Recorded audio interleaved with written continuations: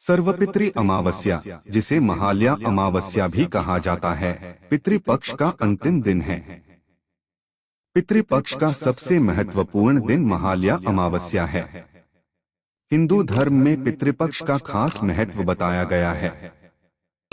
इस पवित्र काल में कुछ खास उपायों को अपनाने से जातक को पितरों का आशीर्वाद और सुख समृद्धि की प्राप्ति होती है।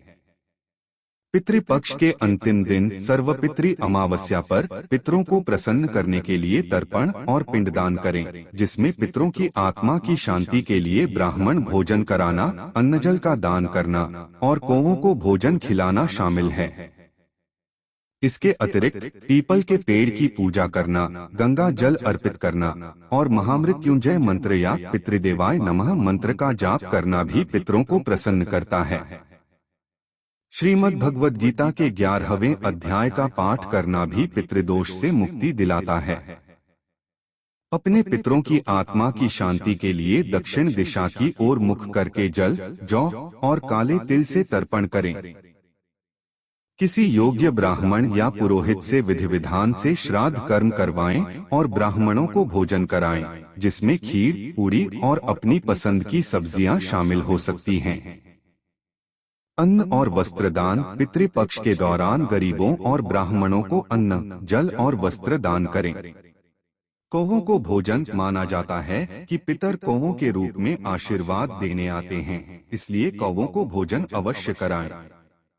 सुबह जल्दी उठकर स्नान करें और पीपल के पेड़ की पूजा करें।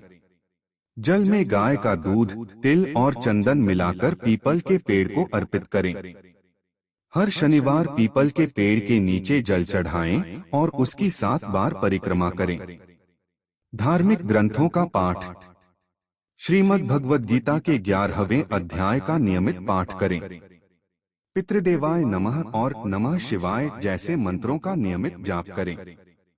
महामृत्युंजय मंत्र का जाप करना भी पितृदोष दूर करने में सहायक होता है। अन्य उपाय। पितरों की आत्मा की शांति के लिए गंगा जल का अर्पण करना शुभ होता है। पितरों का तस्वीर घर में रखना।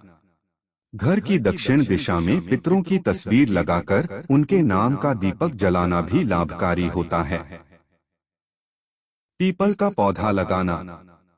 पितृपक्ष के दौरान संकल्प लेकर पीपल का पौधा लगाना और उसकी सेवा करना भी अच्छा माना जाता है, जिससे पितृदोष कम होता है। इस दिन और पूरे पितृपक्ष में तामसिक भोजन, शराब और मांस से दूर रहें। श्राद्ध कर्म के दौरान शराब और मांस आदि का सेवन न करें।